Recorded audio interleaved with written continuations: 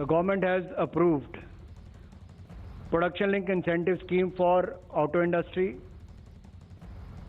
auto component industry, drone industry to enhance India's manufacturing capabilities.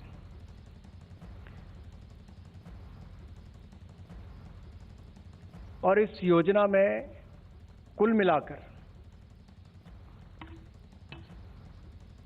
26,058 crore रुपए का प्रावधान किया गया है पीएलआई स्कीम, जो हमारी ऑटोमोबाइल, ऑटो कंपोनेंट इंडस्ट्री और ड्रोन इंडस्ट्री के लिए है। इसके कुल मिलाकर 26,058 करोड़ का प्रावधान किया गया है, जिसमें से ऑटो सेक्टर के लिए 25,938 करोड़ रुपए का प्रावधान रहेगा और ड्रोन सेक्टर के लिए 120 करोड़ रुपए का प्रावधान किया जाएगा।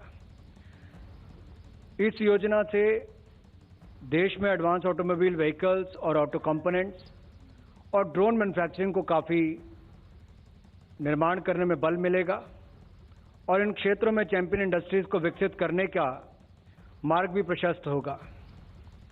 अनुमान है कि 5 वर्षों में लगभग 47,500 करोड़ रुपए का अतिरिक्त निवेश होगा और लगभग 7,60,000 व्यक्तियों के लिए रोजगार के अतिरिक्त अवसर मिलेंगे।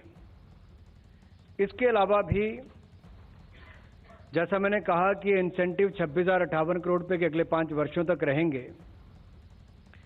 इससे जहां एक और नई इन्वेस्टमेंट आएगी, तो दूसरी ओर ये भी कहना चाहता हूं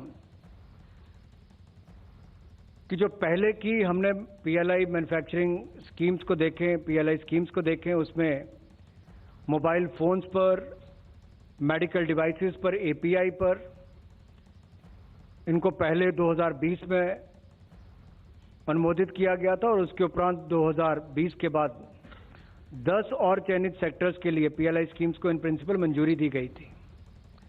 इनमें से 9 विस्तृत पीएलआई स्कीम्स को अनुमोदित अब तक किया जा चुका है और 10वीं आज आप सबके सामने मैंने उसका उल्लेख किया है। अगर मैं ऑटोमोबाइल इंडस्ट्री की बात करूं तो देश की मैन्युफैक्चरिंग जीडीपी में इसका लगभग 35% योगदान है। ये रोजगार सृजन में अग्रणी है और अगर हम ग्लोबल ऑटोमोटिव ट्रेड की बात करें तो भारत का हिस्सा अगर वहां पर 2% है तो उसको भी बढ़ाने की आवश्यकता है। और जिस तरह से हम नई टेक्नोलॉजी की बात करते हैं तो आज की मांग और भविष्य की मांग को भी पूरा किया जाए, उस दृष्टि से स्थानीय बाजार के लिए भी इसको पीएलआई स्कीम को लाया गया है ताकि हमारी इंडस्ट्री को उससे बल मिल सके।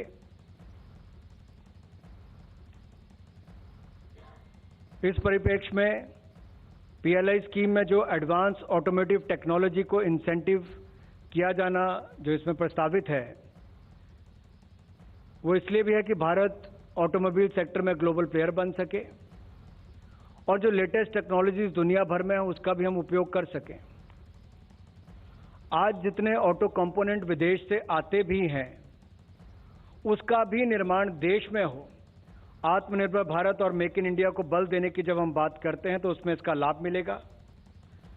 और अगर आप देखें तो कुल मिलाकर अगर हम व्हीकल एक्सपोर्ट की बात करें तो $12 बिलियन का व्हीकल एक्सपोर्ट हम आज की डेट में करते हैं।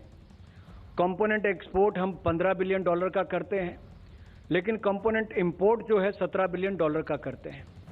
तो $17 बिलियन के कंपोनेंट इंपोर्ट को कम करने के लिए उस दिशा में भी ये कदम होंगे। और कहीं ना कहीं जब ऑटोमोबाइल इंडस्ट्री को बल मिलता है, मैन्युफैक्चरिंग यहां बढ़ती है, तो उससे जुड़े हुए बहुत सारे और क्षेत्रों को भी बल मिलता है। वर्तमान में ऑटोमोटिव कंपनियों का या इस क्षेत्र में आने वाले इन्वेस्टर्स दोनों ही इस योजना का लाभ ले सकेंगे और ऐसी ऑटोमोटिव कंपनियां ही इसका लाभ लेने की पात्र होंगी